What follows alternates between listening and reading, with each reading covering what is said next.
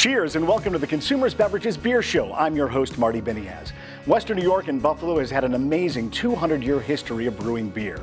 Today, we'll take a behind-the-scenes look at some amazing craft breweries. We'll learn a little bit about Buffalo brewing history, and you might learn a fact here or there about beer that you didn't know before.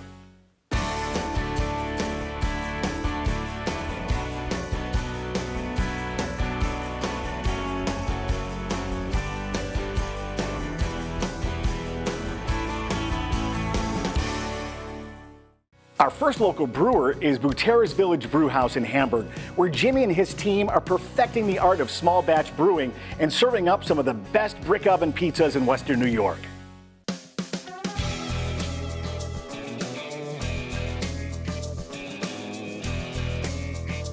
So back in 2006, I had an opportunity to open a pizzeria, which we ran successfully for 10 years. And in 2015, there was an opportunity, and we went from a takeout delivery pizzeria to a full-service restaurant in 2015. At the beginning of the pandemic, I was given permission by the state liquor authority to brew beer, and we've been brewing beer since 2020.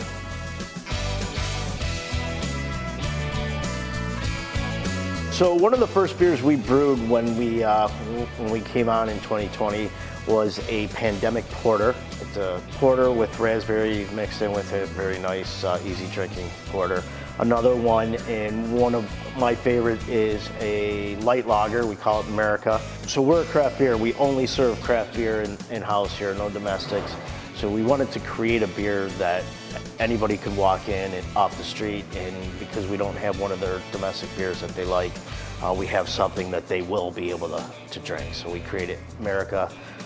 It's a light lager, easy drinking, crisp, clear. You know, we move on to the Pride and Punish. Pride and Punish is a traditional IPA. It's got some more of a piney taste than a flowery taste. It is an award-winning IPA that won an award some years ago on a home brewer circuit. The Hef is actually an amazing Hefeweizen beer.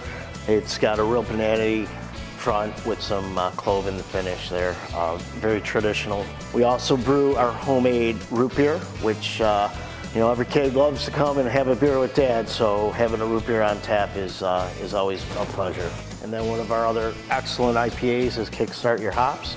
This is a hazy IPA that is florally and rich in drinking. We just started a series called Land of the Free, and every few months we're going to find an American-style beer to brew, and so we'll change it up. We'll have a Kentucky Common, we'll have a California Common, and other American-style beers, pre-Prohibition, that we could brew and just pay homage to, the land of the free.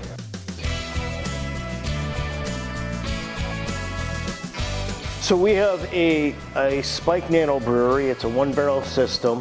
We can brew one batch of beer at a time. We have 6 fermenters, so we can ferment up to 6 at one time. It's enough beer to supply the restaurant with a little extra if we want to, sample it out to other restaurants or other bars out there. But for the most part, it's a beginning stages of a brew house, if you will. If you've ever been overseas, especially in Germany, every pub you walk into brews their own beer. It's not like here where you got, all these main core beers that everybody tries. You walk into a bar in Germany and you're gonna get something different in every bar because they all brew their own. So our one barrel system is equivalent to what pubs do in other countries.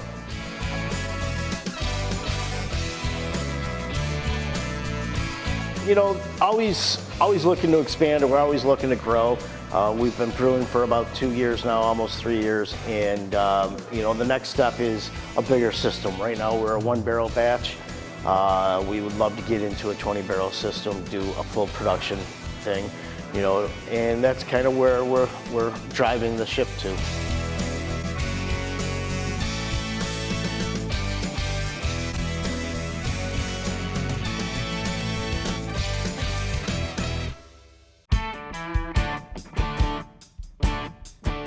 There is an actual scientific term for the irrational fear of an empty glass. Is it A, xenosilicophobia, B, crystallophobia, C. Nellophobia, D. Spasmogaliaphobia? The answer is A. Senosilicophobia. Keep that glass full.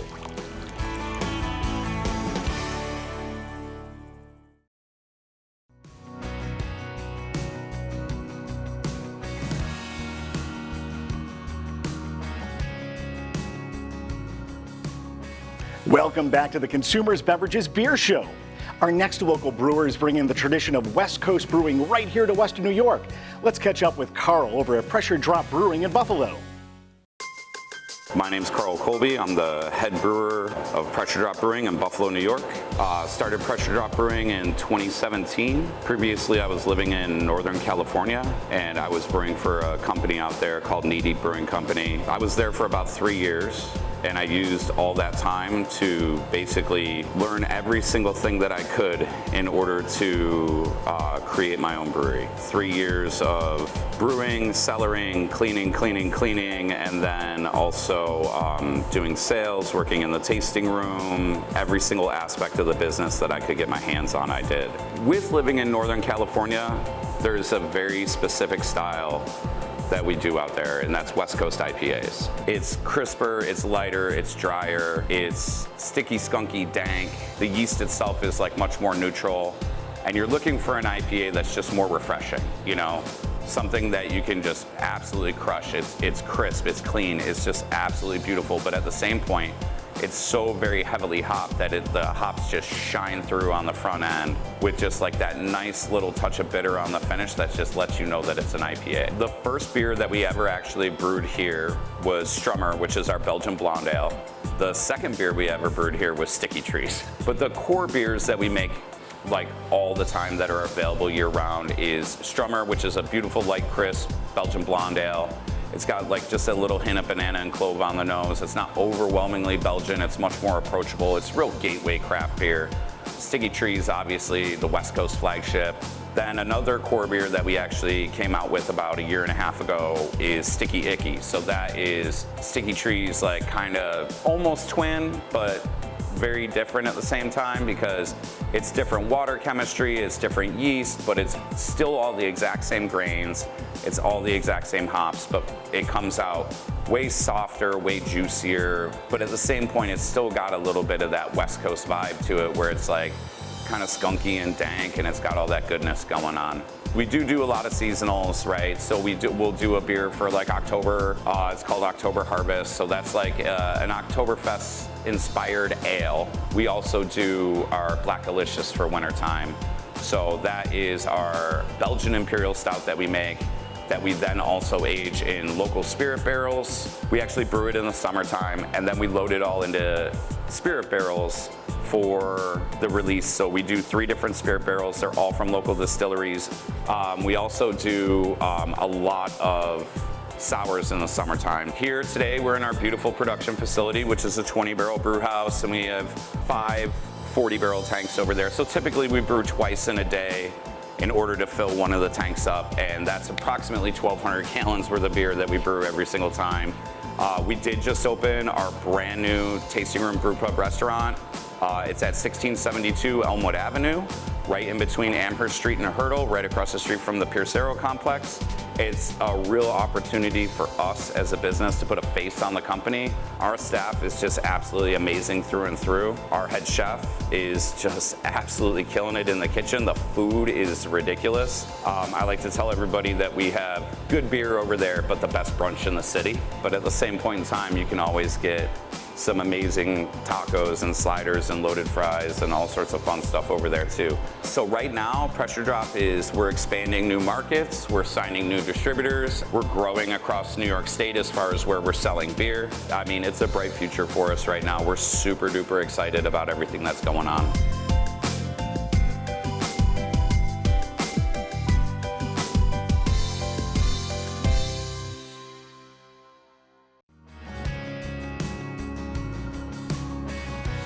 Not only is the craft brew industry thriving in Western New York, but craft distilleries are also gaining popularity.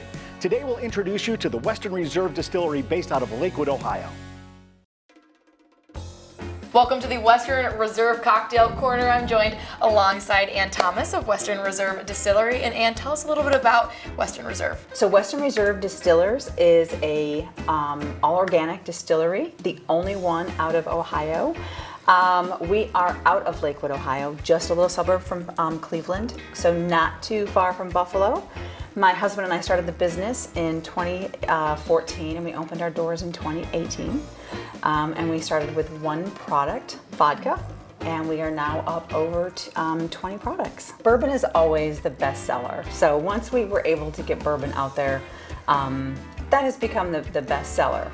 However, I will say we now have agave spirits, and our Reposado agave has taken off, and it's quickly gaining on our bourbon, quickly gaining in popularity. Agave spirits. Tell us a little bit more about that. So agave spirits is, if we were making it in one of the 5 states in Mexico, we would be able to call it tequila.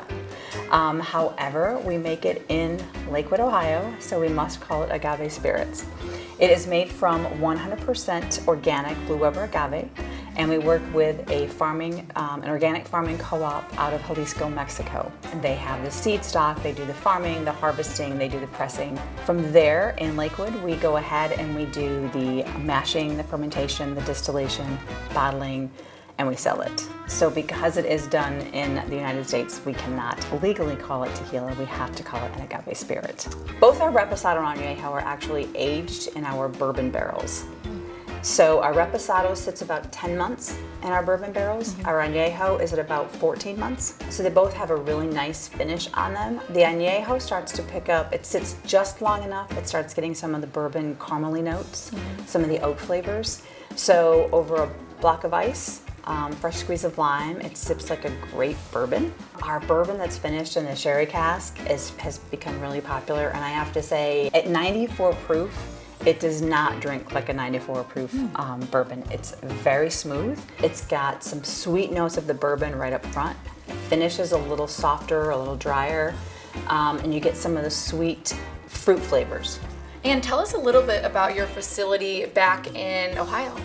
Okay, so the facility is, it's a small craft distillery. I'm not gonna lie, we're not anything like the big guys. We have 25,000 square foot facility, a mash tank that is 6,000 liters, and a still that's 3,000 liters. So basically what that means is we can fill our mash tank once, and then fill 2 fermentation tanks, and then run the still twice to take care of all of the mash that was in one mash tank. On our property, we also have a full-service bar and restaurant. Tell us a little bit about the future of Western Reserve and what you're hoping to see here in Buffalo. We are in nearly 500 stores in the state of Ohio. We're increasing our footprint as far as bars and restaurants go. And that would be the next step here in New York as well, is to not just be in the liquor stores that you all can be, go purchase us in, but to also get into your local bars and restaurants as well, so that you're not just purchasing them to take home, but then you can go out to your local bars and restaurants and go, oh, I know that brand that's sitting on your back shelf. I'll take, my cocktail made with that one, and I'll, I want to try, their Blanco and your margarita. And we'll see you next time, where we're going to learn how to make some awesome drinks with these award-winning spirits. Don't go anywhere. We'll be right back with the Consumers Beverages Beer Show.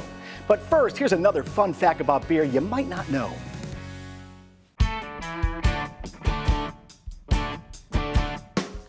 The world's most expensive beer is a bottle of Allsop's Arctic Ale, brewed in 1852 for an Arctic expedition led by Admiral Edward Belcher. The explorers needed a strong brew to withstand the freezing climate, and although it's no longer drinkable due to its age, it sold at auction for over $500,000.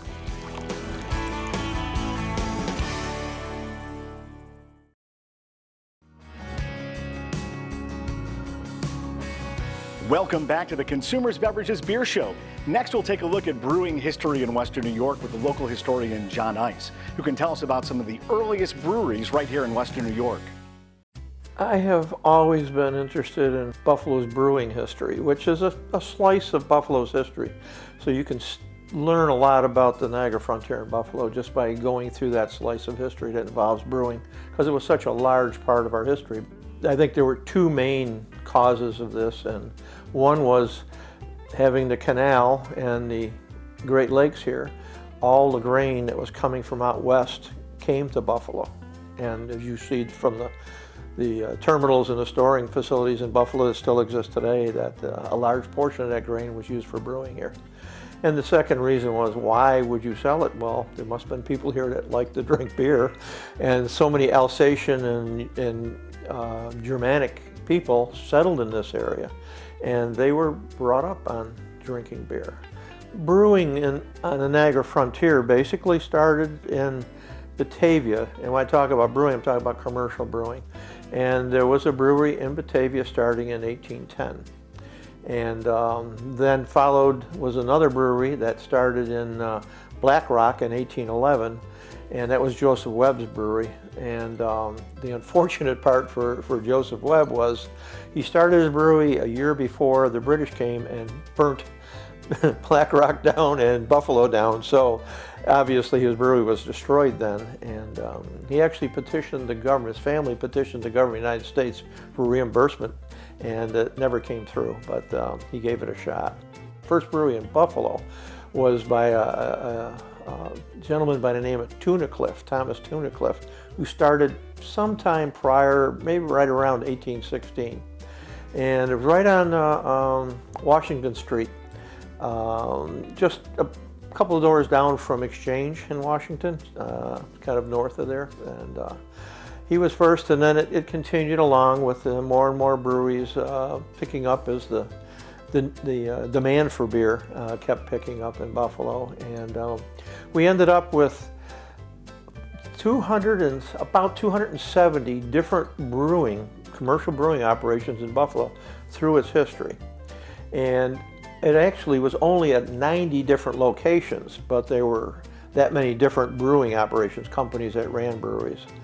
The largest year I could find was Erie County in 1867, had 58 breweries in operation at that time. That's a pretty good number. Now, some of those were small, parts of taverns, kind of brew pub idea back then. Some of them were quite large, like Mangus Beck's brewery.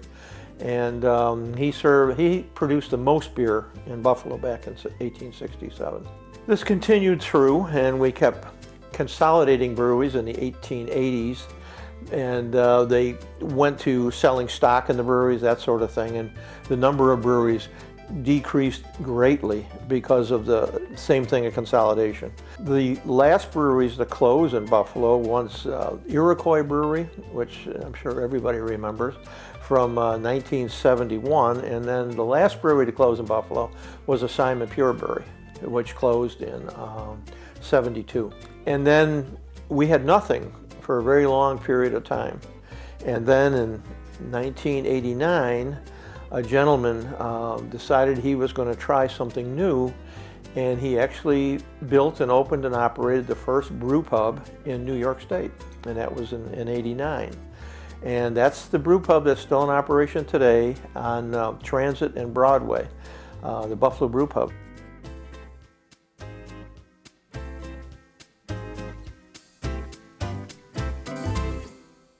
Before we go, let's take a look at today's sponsor, the Tinderbox based in Williamsville. For years, it's been the go-to place for connoisseurs and beginners of people who just love cigars. Let's stop in with Jim Wiedenbeck to tell us a little bit more about the Tinderbox. Back in 1995, my father felt there was a need for a premium cigar shop in Western New York. He had a job that traveled all through the U.S., and there was really nothing in Western New York. He retired from his day job, and we opened the business. We feel we got one of Western New York's largest selection. We also felt the need for that, in that when we went to other cities and stuff, the selection was definitely a lot larger than anything we had seen in Western New York, and we wanted to be that premium selection. There's three main growing regions cigars come from: Dominican Republic, Nicaragua, and Honduras. Back in '95, most of the cigars came from the Dominican, And it seems that as people's tastes, evolved, Nicaraguan tobacco became more sought after just because it's a little more complex, a little more character to it, where Dominican cigars tend to be the milder ones on the market, which are good for, occasional smokers or new cigar smokers. Almost in the beginning, we were approached by Davidoff to be a white label dealer. We're exclusive to Western New York, and actually we're exclusive pretty much to the Niagara region. The closest store is Syracuse, or you actually got to leave the state and hit up Pittsburgh. So we're an exclusive Davidoff retailer, which is a high-end cigar, and quite an honor to carry. We do get usually a large selection of limited cigars. And they, again, tend to come around the holidays, Father's Day, Christmas. So we have one of the largest selection of rare cigars, whether it's in the Fuente, Opus X, Oliva, even rare Cohibas and Monte Cristos. I would say not only next to one of the largest cigar selections in Western New York, our accessories. We feature at least 3 different manufacturers of lighters, which are lifetime warranty lighters, large selection of humidors, leather carrying cases, travel humidors, and again, other accessories, whether it's the Bovita humidifiers, digital hydrometers, and quite a knowledgeable staff to help you. Our lounge is a public lounge. The only rule per se is that you do have to purchase the cigar from us to use our lounge. We have some of the more comfortable lounge chairs in Western New York. Our chairs are from Dream Seat, which you'll find in a lot of professional sports locker rooms. Quite comfortable chairs. We got bar seating too. We just installed a new HVAC system that is absolutely wonderful. Probably the best in Western New York. So it really does help minimize the smoking in the store. Just like everybody else is doing, we do have what's called a Connoisseurs Club. It's a loyalty program. You get a point for every purchase, and eventually when you get to a certain dollar amount, you start getting $5 coupons, if you will, which will be off your total purchase. We have quite a large selection of pipe tobacco, whether it's aromatic and some English blends. Our pipe selection, we try to keep up on our pipe selection. At times it is quite large, especially around the holidays. We try to thicken up with pipes. And again, those accessories, whether it's pipe lighters, cleaners, carrying cases for pipes. We try to feature several in-store events. They usually happen a lot more during the summer because of the sales reps or the cigar celebrities traveling more so during the summer. But we try to feature large events at least once a month. Those events will include buying events. Swag has gotten quite popular with the manufacturers, so usually not only are there gratis cigars involved with a purchase, there's usually very nice items, whether it's lighters, humidors, or large raffle prizes.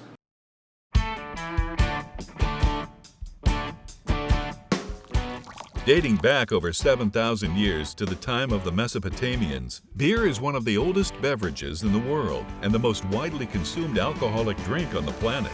Each year, humans consume over 50 billion gallons, leading to a worldwide industry worth almost $700 billion.